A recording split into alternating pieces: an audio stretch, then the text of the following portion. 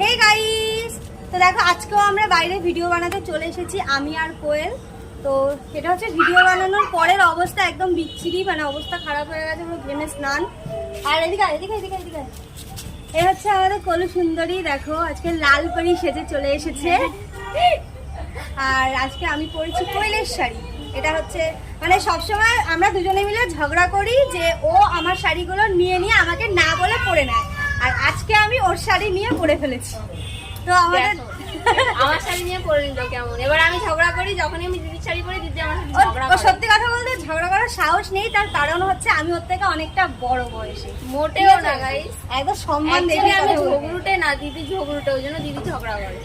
এইগুলো হচ্ছে ঝগড়ার মধ্যে কথা, পুরো টেরা টেরা কথা বলছে। এবারে আমি শাড়িটা পরেছি বলে, সেই যখন থেকে আমি শাড়িটা ওর কাছে চেয়েছি আমি পরবো বলে, তখন থেকে আমি পুরো পড়তে জ্বলে দিয়েছি বলে পড়ে তুমি যাচ্ছে। পড়েছো, তাই না? আমি না দিলে তুমি কি করে পড়তে?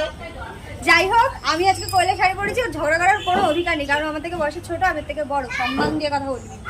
তো ওরকম কোনো কথা না, যা ঝগড়া করার ইচ্ছা সে এমনি ঝগড়া করে, কি তাই তো? তাহলে তোমরা বলো তোমরা কার সাপোর্ট, আমার সাপোর্ট?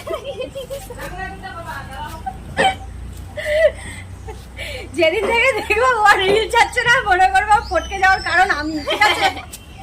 হেভি শয়তান, দেখো নিজের মুখে স্বীকার করলো। তাহলে তুই কি আমার পিছনে লাগবি, আমি তোকে ছেড়ে দেবো? আমার পেছনে একটু লাগলে আমার পেছনে এত বড় করে লাগবো। দেখো কেমন ফুটনি।